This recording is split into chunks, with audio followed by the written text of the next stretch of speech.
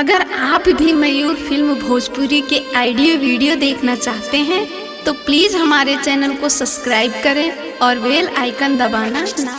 Gram सभा कटरा से युवा प्रधान प्रत्याशी राउर बेटा राउर भाई जितेंद्र चौहान के अब की प्रधानी चुनाव जिताई और भारी बहुमत से विजयी बनाई।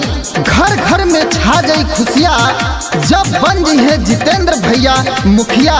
जे इंसान जनता की सुनी ओके ही आपन प्रधान चुनी। भैया जितेंद्र के अब की जिताई है। जिंदाबाद जिंदाबाद जितेंद्र भैया जिंदाबाद। भारी बहुमत से विजयी बनाई है। जिंदाबाद जिंदाबाद जितेंद्र भैया जिंदाबाद।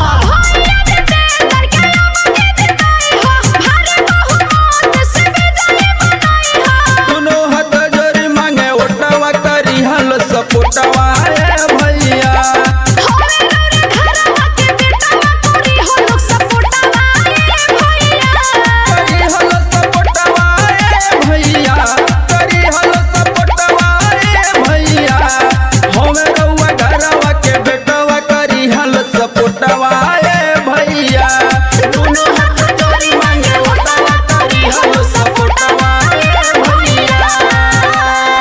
जितेंद्र भैया पक्की नाली पक्की सड़क शौचालय और राशन कार्ड आवास वृद्धा पेंशन विधवा पेंशन पानी टंकी के निर्माण जरूर करवाएंगे।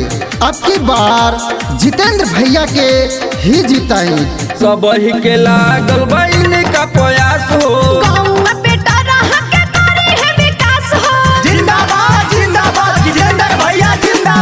जीती है जितेंद्र भैया करी है विकास हो।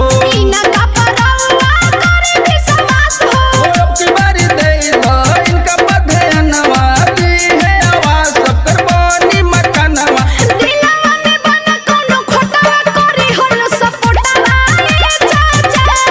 हमें रउआ घरवा के बेटवा करी हलो सपोटवा भैया।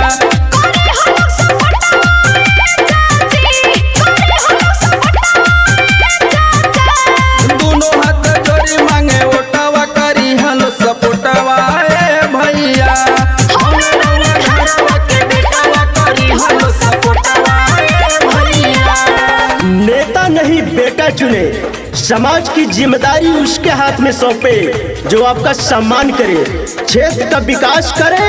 तो याद रखें एक चुने नेक चुने, एक चुने नेक चुने। जितेंद्र भैया जिंदाबाद जिंदाबाद जिंदाबाद जितेंद्र भैया जिंदाबाद। गली गली रोड चक्कर रोड बनवाई है। जिंदाबाद जिंदाबाद जितेंद्र भैया जिंदाबाद। गली गली रोड चक्कर रोड